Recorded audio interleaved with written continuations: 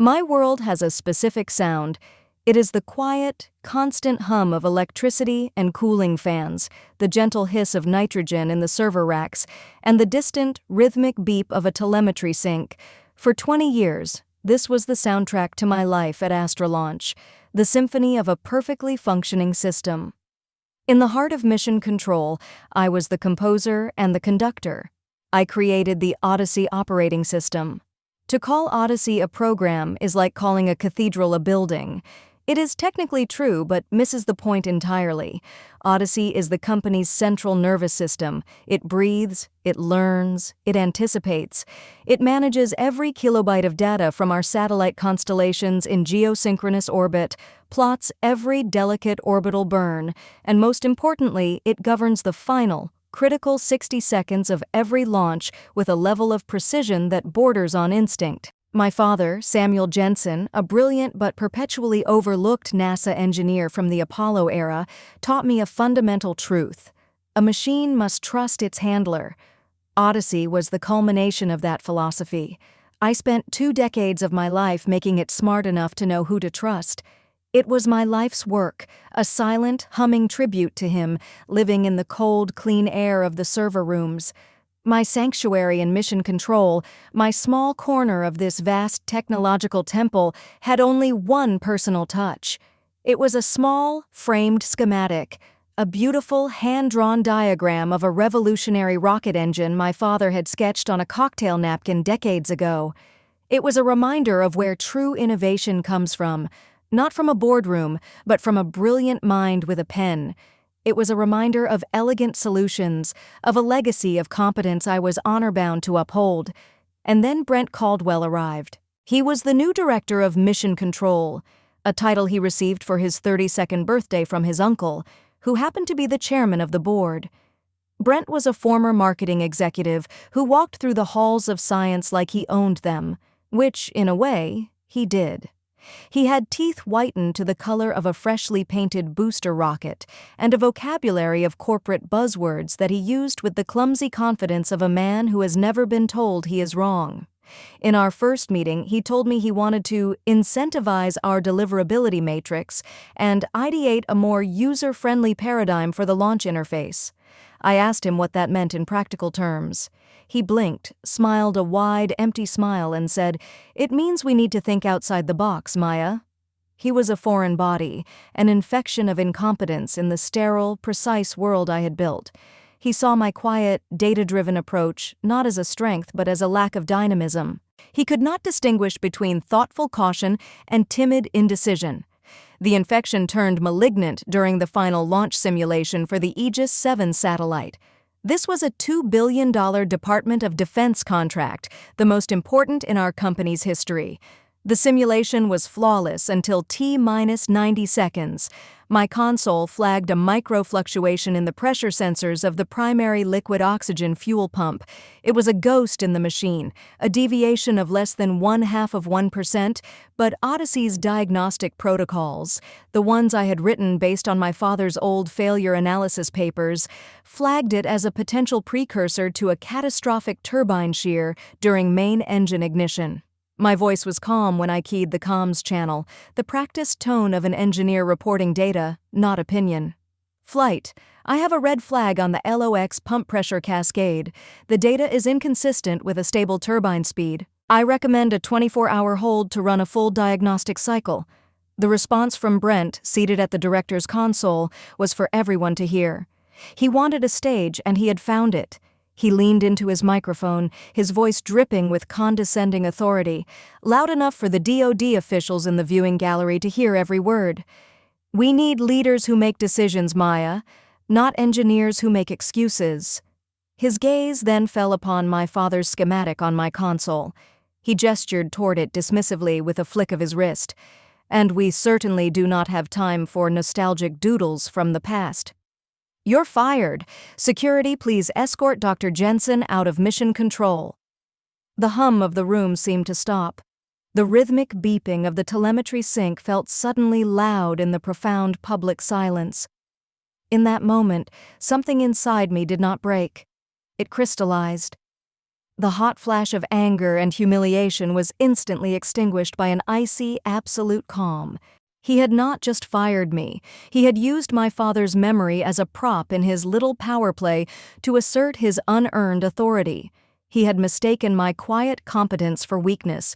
He had made a fatal miscalculation. He had challenged the architect in her own cathedral.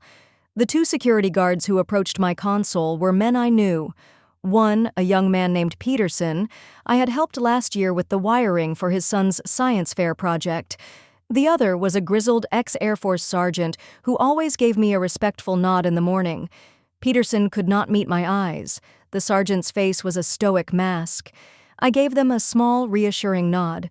There was no need for a scene. The scene had already played out. I stood up slowly. The eyes of every engineer, every flight director, every single person in that room were on me. I did not look at them. I did not look at Brent. I focused on a single point on the far wall and walked, the guards flanking me as a courtesy, not a necessity. My footsteps echoed in the silent room. My office, tucked away behind Mission Control, was just as I had left it. The air was still and cool. My coffee was cold in its mug. I did not pack the company laptop or the technical manuals. They were tools for a job I no longer had. I packed only what was truly mine. First, the framed schematic. I took it down from the wall and ran my thumb over the glass, over the image of my father's elegant, precise handwriting. It was not a nostalgic doodle. It was a blueprint for excellence. It was a legacy. I placed it carefully into my leather satchel. Next, I unplugged the small potted succulent that sat on my desk, a tiny bit of life in the sterile environment. And last, I opened a locked drawer and took out a small, unassuming object that looked like a vintage fountain pen. It was made of brushed, heavy tungsten. It was cool and solid in my hand. This was my security token, my private key, the physical manifestation of the architect's signature. It was an air-gapped device, meaning it had never been connected to any network. It held the cryptographic key tied to my own unique biometrics that the Odyssey OS required for any Tier 1 command. It was the system's soul, and I was its keeper. I placed the token next to the schematic in my bag. As I walked out of the building I had practically lived in for 2 decades, I did not look back. I did not feel sadness. I felt the serene, focused calm of an equation balancing itself. Brent had set the variables. The result was now inevitable. The system I had built was about to execute its primary function perfectly. It was about to defend itself from incompetence. The next few days were quiet. I spent them in my garden, pruning the last of the summer roses. The scent of damp earth and petals was a welcome change from the sterile chill of Mission Control. I ignored the 53 missed calls from my former colleagues and the increasingly frantic texts. I did, however, read the news. AstraLaunch, under the new, decisive leadership of Brent Caldwell, issued a press release. They announced that after a final review, all systems were green for the Aegis 7 launch. The minor sensor fluctuation I had flagged was officially dismissed as a transient anomaly within acceptable risk parameters. Acceptable risk. A phrase only a man who has never seen the physics of a catastrophic fuel pump failure would use with such confidence. Brent was loading the gun and pointing it directly at his own career. A junior engineer, a bright young woman I had mentored named Chloe, sent me a single encrypted text. "He's telling everyone you were too cautious, that you were a relic of an older, slower era. He said the future is about moving fast. We ran the diagnostic you wanted after he left. You were right. There's a hairline fracture in the turbine casing. He buried the report. He has no idea." No, I thought, trimming a perfect blood-red rose. He really does not. Launch day arrived with a clear, painfully blue sky. The whole world was watching. News helicopters circled like vultures miles away. The feed from Mission Control was broadcast live on every network. I watched it on my tablet, sitting on my porch, sipping a cup of hot black tea. I saw Brent preening in the director's chair, his uncle, the chairman, standing behind him, beaming with paternal pride. The DoD officials and military brass were in the viewing gallery, their uniforms crisp, their faces expectant. The countdown was flawless. The familiar rhythmic voice of the flight director echoed through the speakers, a liturgy I knew by heart. Every call, every response, every system check was perfect, because I had designed them to be. T-1 minute. Everything looked perfect. The rocket stood on the pad, a magnificent, gleaming monument to science and engineering. To my engineering. 30 seconds. I could see the tension in the room, the collective breath being held. It was a false tension. They were all worried about the wrong thing. They were worried about the rocket exploding. They should have been worried about the code. 10, 9, 8. I took a slow, deliberate sip of my tea. The warmth spread through my chest. 7, 6, 5. The flight director's voice was steady, a rock of professionalism in a sea of anticipation. Final command to transfer control to the launch computer. 4, 3, 2. And then at T-1 second, the moment of main engine ignition, nothing happened. There was no fire, no roar, no explosion. There was only a profound, unnatural, and deafening silence. The countdown clock froze. Then, on the massive central screen in Mission Control, the screen that was being broadcast to billions of people around the world, a single line of text appeared. It was in a clean, simple, sans serif font. Command error. Tier 1 authentication failed. Architect signature not verified. I watched as a wave of utter confusion washed over the room. I saw the flight director frantically checking his console, his face a mask of disbelief. I saw engineers looking at each other, their expressions slack with shock. The system had not crashed. It had not failed. It had simply refused. It was a clean, logical, and utterly damning rejection. In the language of the machine I had created, it was the equivalent of a guard of honor turning its back on a false king. Then the camera, as if drawn by a master dramatist, zoomed in on Brent's face. The confident smirk was gone, replaced by a slack-jawed expression of pure, uncomprehending horror. His public triumph had just become a public, multi-billion-dollar humiliation. He found me that evening. I heard the sound of a car braking too hard on the gravel of my driveway, a sound of pure panic. I was in my garden, calmly watering my roses, enjoying the cool evening air and the scent of jasmine. The peace was shattered by him stomping through my yard, his expensive suit rumpled, his tie askew, his face pale and sweaty under the porch light. He stopped a few feet away from me, his hands clenched into fists, his whole body vibrating with a frantic energy. "You sabotaged my launch!" he screamed, his voice cracking with a mixture of rage and desperation. "You did this! I am going to sue you into oblivion." I did not turn around immediately. I took my time, carefully adjusting the nozzle on my watering can. I let the silence stretch, letting him stew in his own powerlessness. Finally, I turned off the water, set the can down, and faced him, my expression one of calm, clinical pity. "I did not do anything, Brent," I said, my voice quiet, even. "The system you are in charge of simply does not recognize your authority." His face contorted in confusion. "What are you talking about?" "I am the director. I gave the command. And the system refused," I said, "because Odyssey is designed to trust an architect, not a title. My father taught me to always sign my work. I just did it with cryptographic keys." I took a step closer, walking from the soft grass of my lawn onto the hard stone of the pathway. "For 20 years, I have been the sole verified architect for that system.